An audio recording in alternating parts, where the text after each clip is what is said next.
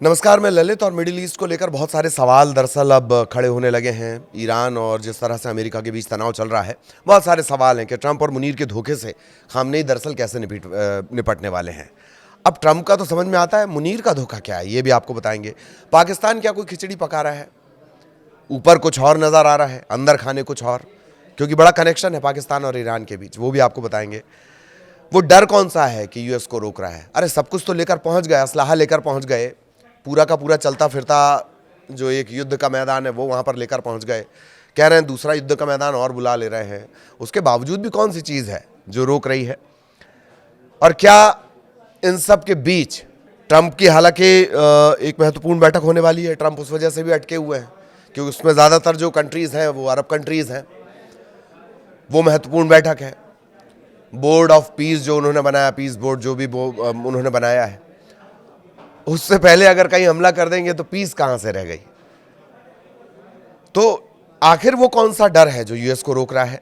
और क्या इन सब के बीच अगर इजराइल ये देखेगा कि नहीं, अमेरिका तो हमला कर ही नहीं रहा, तो क्या इजराइल कुछ ऐसा कर सकता है जो अमेरिका को उकसाए या कम से कम ऐसा दिखाए? जानकार तो ये भी कहते हैं कि अमेरिका और इजराइल एक दूसरे से बात किए बिना कुछ नहीं करते हैं। तो क्या वो कुछ ऐसा करेगा कि अमेरिका को हमला करने का एक मौका मिल जाए विश्व बिरादरी के सामने? तो वो महत्वपूर्ण ये टॉपिक है। इसके अलावा एक अब्राहम समझौता भी है। अब्राहम समझौते को लेकर ख्वाजा आसिफ ने कुछ ऐसा कह दिया कि बातें हो रही हैं। अब अगर वो अब्राहम समझौते का हिस्सा बनता है तब तो दिक्कत हो जाएगी। इन्हीं सब के इर्द गिर्द चर्चा करेंगे। सबसे पहली बात कि आखिर ये बात क्यों आ रही है कि ट्रंप धोखा देंगे? तो ईरान तो कह चुका है कि भाई आप हमला कर दीजिए, अगर हम पर हमला होता है तो हम जवाब देंगे। लेकिन वो क्या चीज़ है? ट्रंप को क्या रोक रहा है? क्योंकि ट्रंप का तो 40,000 आपने तैनाती कर दी है, अब्राहम लिंकन वहाँ पर पहुँच चुका है, दूसरा युद्धपोत आप वहाँ पहुँचाने की बातें कर रहे हैं, फिर रोक कौन रहा है? इतने बड़े सुपर पावर को आखिर कौन सी चीज़ रोक रही है? यही सबसे बड़ा सवाल है। ट्रंप ये जानते, लेनी एक ना देनी दो। इजराइल के चक्कर में लफड़ा हो, इजराइल के चक्कर में झगड़ा हो, और ईरान तो मिसाइलें लेकर बैठा है। ईरान अपनी मिसाइल की ताकत वैसे ही दिखा चुका है। लेकिन ट्रंप को जो रोकने वाली बातें हैं, एक वो कि बोर्ड ऑफ पीस की बैठक, उससे पहले कोई दिक्कत, उससे पहले कोई ऐसी रायता जिसे आप कहते हैं वो नहीं अमेरिका फैलाना चाहता। लेकिन यह तय है कि ईरान ये जानता है, ईरान के जो खामेनेई साहब हैं वो ये जानते हैं, और ईरान के जो IRGC के कमांडर हैं वो ये बात जानते हैं कि भरोसा तो नहीं किया जा सकता। क्योंकि बैठक के होते होते, बैठक चलते चलते, बैठक की बातचीत करते करते, शांति की बातें करते करते कई बार अमेरिका ने वो किया है। यही वजह है कि क्या ट्रंप धोखा देने वाले हैं? सारे हथियार पहुंच गए, आप हमला नहीं कर रहे हैं, और बैठकों के सिलसिले लगातार चल रहे हैं। क्या ट्रंप ये चाहते हैं कि किसी भी तरह की शिथिलता या हल्की सी लापरवाही या हल्की सी चूक ईरान की तरफ से हो और उस वक्त कोई हमला कर दिया जाए? Point number 1। लेकिन ईरान इस बात को बहुत बेहतर जानता है। वेनेजुएला से भी आप बैठक कर रहे थे, बैठक करते करते पता चला फोर्स पहुंच गई, मादुरो को उठा लिया गया। इसी तरह की बैठकों के सिलसिले तब भी चल रहे थे जब जून में पिछली साल बवाल हुआ था। बैठकों के सिलसिले चल रहे हैं, अचानक से पता चलता है कि इजराइल हमला करना शुरू कर देता है, और उसके पीछे पीछे अमेरिका हमला करना शुरू कर देता है। लेकिन ईरान इस बार बहुत सधा हुआ है। ईरान इस बार ये जान रहा है, और वो हमेशा तैयार है कि बातचीत की आड़ होगी, कहीं कुछ और दिखाया जाएगा और हमला हो सकता है। ये बात है धोखे वाली, और यही वो सबसे बड़ी वजह है जो डर है यूएस को, वो ये रोक रहा है। एक तो बोर्ड ऑफ पीस, दूसरा कि ईरान अपनी ताकत दिखा चुका है। पिछले बार के हमले में वो बताकर हमला करके ये दिखा चुका है कि अगर सबसे बड़े आपके बेस पर हमला कर सकता है, फोर्स बेस पर वो हमला कर सकता है, नुकसान उसकी मिसाइल पहुंचा सकती है। तो अंदाज़ा लगाइए कि अरब में, आसपास मिडिल ईस्ट में जहाँ जहाँ आपकी बेड़ों की तैनाती है, चाहे एयरफोर्स हो, चाहे नेवल बेस हो, चाहे मिलिट्री बेस हो, वहाँ कितना कुछ नुकसान ईरान नहीं पहुँचाएगा। और तो और अब्राहम लिंकन भी अब पास में है, मिसाइल टेक्नोलॉजी है ही, और इजराइल उसकी जद में है ही। कहा तो यह भी जा रहा है कि अमेरिका भी कुछ शहर उसकी जद में आ गए, चाहे खुर्रम शहर की बात कर ली जाए, या सेजिल की बात कर ली जाए, तो हासिल कुछ होगा नहीं। वर्चस्व बिठाने के लिए जिस इजराइल को प्रॉक्सी भी कहा जाता है अमेरिका का, जिस इजराइल को बिठा रखा है वो भी निशाने पर है। जबकि ट्रंप के ज्यादातर हमले वहां कि हम हमला करके आ जाएं, हम पर हमला ना हो। वेनेजुएला में आपने वही किया, ईरान में आपने वही किया, लेकिन ईरान ने रिटेलिएट करके बता दिया। आपने B-2 बॉम्बर से वहां पर बमबारी की, ईरान ने मिसाइल फोड़ दी। तो अमेरिका के ज्यादातर हमले वहां जहां से प्रतिकार की उम्मीद ना हो, पर ईरान दरअसल ऐसा है नहीं। ईरान ये दिखा भी चुका है, और ईरान की जिस तरह से तैयारियां रही हैं वो भी साफ हो चुकी हैं। आपने प्रोटेस्टर्स के जरिए ईरान की सत्ता को हिलाने की कोशिश की, गड़बड़ाने की कोशिश की। 22 बहमन जो इस्लामी क्रांति की वर्षगांठ जब मनाई जा रही थी, मोटा मोटी आबादी 9 से 10 करोड़, उसमें से अगर 1.5 करोड़ 2 करोड़ लोग आकर खामेनेई के सपोर्ट में खड़े हो जाएं, तो यह बताता है कि प्रोटेस्ट तो कहीं से कहीं तक था ही नहीं, या जो प्रोटेस्ट किया गया वो तो दिखावा था। अब इसका अगला एंगल कि पाकिस्तान इसमें खिचड़ी क्या पका रहा है। एक महत्वपूर्ण बैठक होती है, उस महत्वपूर्ण बैठक में आसिम मुनीर नजर आते हैं। संभवतः म्यूनिख में वो बैठक होती है, आसिम मुनीर उसमें नजर आते हैं। कथित तौर पर फील्ड मार्शल हैं वो, वैसे तो पाकिस्तान वही चला रहे हैं ऐसा भी लोग कहते हैं जानकार। खैर, उसमें आसिम मुनीर नजर आते हैं, और वो यूएस के जो टॉप लेवल के सिक्योरिटी से जुड़े हुए हैं, डिफेंस से जुड़े हुए हैं, उनसे चर्चा करते मिलते हैं। वो रूबियो से चर्चा करते मिलते हैं। एक तरफ पाकिस्तान की असेंबली तो यह कह रही है कि हम ईरान के साथ खड़े हैं, अगर इजराइल ने कुछ किया तो हम मिलकर जवाब देंगे। बीच में तो यह भी हो गया था, ईरान की तरफ से ही कह दिया गया है, IRGC के कमांडर ने कह दिया कि पाकिस्तान कह रहा है कि अगर उनने हम पे हमला किया तो हम परमाणु बम से हमला कर देंगे। हालांकि बाद में पाकिस्तान सफाई देते देते थक गया, उस पर नहीं जा रहे, वापस इस टॉपिक पे आते हैं। मुनीर क्या कर रहे हैं?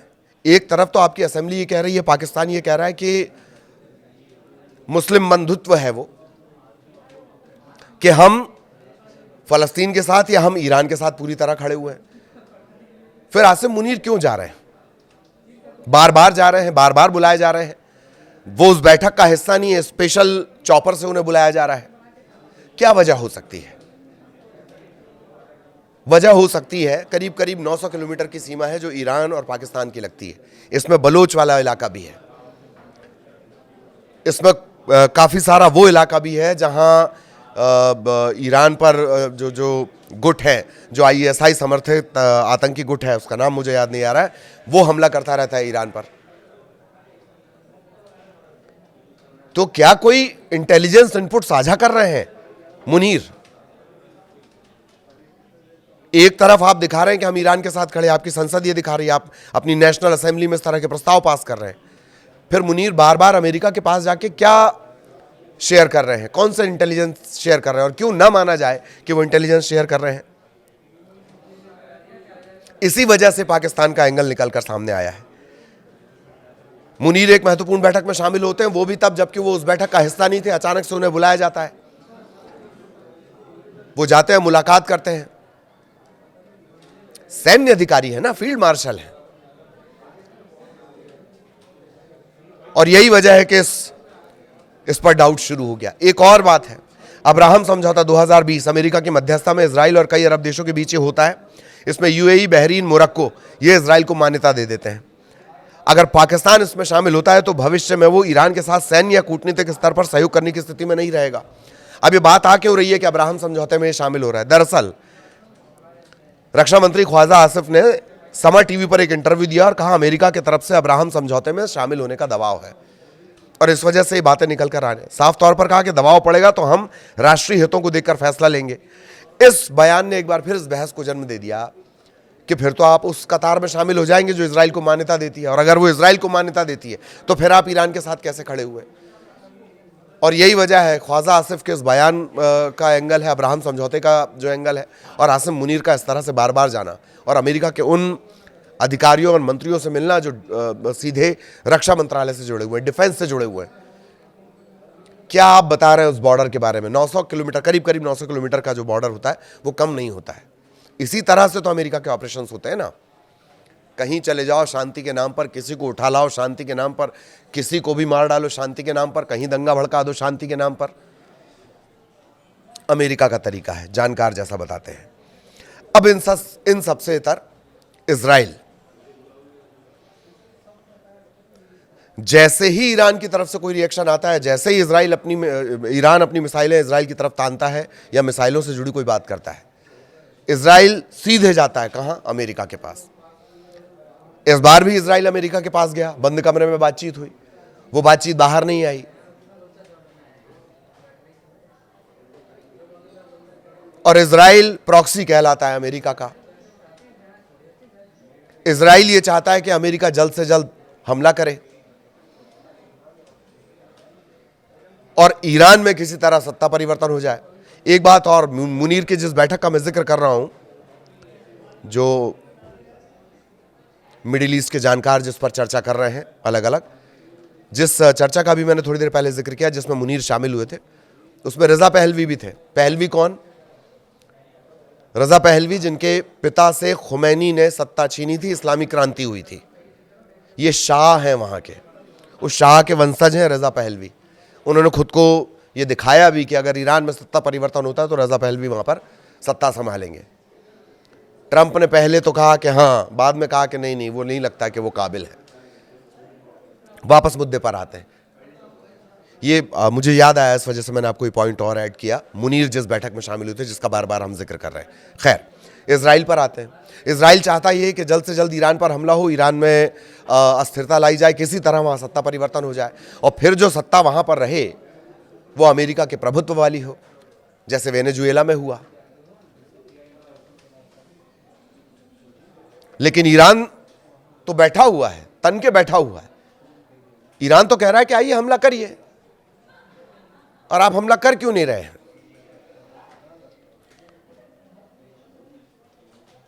अब सवाल कि क्या इजराइल कुछ ऐसा कर देगा, मोसाद के जरिए ऐसा कुछ करवा देगा कि अमेरिका को एक बहाना मिल जाएगा ईरान पर हमला करने का? अभी तो कह दिया गया कि 1 महीने का टाइम है ईरान के पास, वो और सोच ले, फिर हम बातचीत करेंगे। 19 फरवरी को एक महत्वपूर्ण बैठक होनी ही है। लेकिन फिर भी जानकार ये मानते हैं कि ईरान पूरी तरह तैयार है, क्योंकि उसे पता है इसी तरह की बैठक जून में चल रही थी, इसी तरह की बैठक वेनेजुएला के साथ चल रही थी, और उसी बैठक के दौरान अटैक कर देता है अमेरिका या इजराइल। वो तैयार बैठा है। तो क्या इजराइल के जरिए ऐसा कुछ करवाया जाएगा, या इजराइल वो झटका देगा, वो धोखा देगा कि अमेरिका को एक मौका मिल जाएगा कि वो फिर से शांति के नाम पर कहीं हमला कर सके,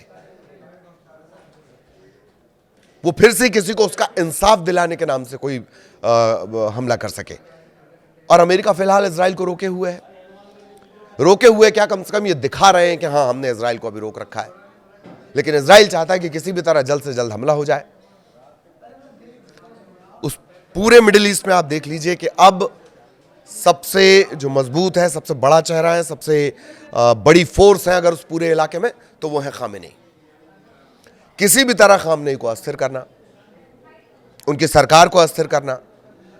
22 बहमन जो इस्लामी क्रांति की वर्षगांठ थी, उसके बाद से और ज़्यादा स्थितियां नजर आई हैं कि पूरा का पूरा ईरान मानो खामेनी साहब के साथ खड़ा हुआ है। तब से और ज़्यादा अंदर ही अंदर दिक्कतों में है अमेरिका और इजराइल। तो तीसरा जो पॉइंट है कि क्या इजराइल कुछ ऐसा करेगा कि अमेरिका ये दिखाए दुनिया को, या अमेरिका को वो बहाना मिल जाए कि वो हमला कर सके। लेकिन उस स्थिति में भी ईरान तैयार है। ईरान तो कह रहा है कि आप मारिए, आपने एक हमला किया तो फिर हम हमला करेंगे, और ताकत वो इससे पहले अपनी बता चुका है। खामेनी साहब के साथ पूरा का पूरा ईरान खड़ा हुआ है। उसके अलावा अगल बगल के जो देश हैं वो ये साफ कर चुके हैं कि हम सैन्य अभियान में अपनी जमीन इस्तेमाल नहीं होने देंगे। अब अमेरिका के लिए स्थिति बड़ी विचित्र हो गई है। जगह जगह उसके बेस है, मिलिट्री के बेस है, एयरफोर्स के बेस है, नेवल बेस है। इन्हीं के जरिए वो मिडिल ईस्ट में अपना दबदबा कायम रखना चाहता है। लेकिन अगर वो हमला करता है तो इन सबको क्या जवाब देगा? तो अब इजराइल क्या कुछ ऐसा करने वाला है जिससे मौका मिल जाए? क्या वाकई बिना युद्ध के ये स्थितियां सुलझ सकती हैं, ये तनाव कम हो सकता है? जानकारों का कहना है कतई नहीं, इस तरह की स्थितियां तो नहीं बनेगी। अमेरिका और इजराइल की पॉलिसी ये कि किसी तरह ईरान को भरोसा हो जाए कि अब कुछ नहीं होने जा रहा है और उसके बाद फिर एक हमला कर दिया जाए, लेकिन ईरान कतई इस गलतफहमी में नहीं है, उसे पूरा यकीन है और उस यकीन के दम पर वो पूरा तैयार है। IRGC का कमांडर बार बार आके बता देते हैं कि हम पूरी तरह तैयार हैं। इधर अमेरिका बताता है कि हमने ये सैनिक बेड़ा भेजा, वहां से ईरान की फोर्स बता देती है कि हाँ भेजो, हम पूरी तरह तैयार हैं। वो बादल क्यों बनना कि गरज तो रहे हैं, बरस नहीं पा रहे हैं? कोई तो वजह होगी, कोई तो डर होगा, और डर यही कि अगर ईरान ने हमला किया, ईरान ने वो नुकसान पहुंचाया, तब फिर क्या इज्जत रह जाएगी पूरी दुनिया में सुपर पावर की? और ईरान ऐसा कर सकता है। पिछली बार जब जून में टेंशन हुआ, सबसे इंपॉर्टेंट जो उदैद बेस है, एयर बेस है, वहां पर अटैक करके ईरान ने दिखा दिया कि हां सब उसकी रेंज में है। तो यह आज के वो पॉइंट्स और एक पाकिस्तान का पॉइंट हमने आपको बताई दिया कि दिखाया कुछ और जा रहा है और ऐसा लगता है कि दरअसल अंदर खाने कुछ और चल रहा है पाकिस्तान में। आर्थिक स्थिति ऐसी है कि जो अमेरिका बोलेगा वो करना पड़ेगा, लेकिन इन सब के बीच खबर यह कि खामेनेई पूरी तरह से तैयार है, उनकी हर बात पे नजर है, वो लगातार नजर रखे हुए हैं। अब सबकी निगाहें टिकी हुई हैं कि अमेरिका और इजराइल करने क्या वाले हैं। क्या बैठक के सिलसिले चलेंगे या अचानक से पता चलेगा कि फिर से कोई वेनेजुएला जैसी कोशिश हो गई? और अगर ऐसी कोई कोशिश होगी तो ईरान खामोश नहीं बैठेगा, यह भी तय है। आगे भी अपडेट आप तक पहुंचाएंगे। नमस्कार।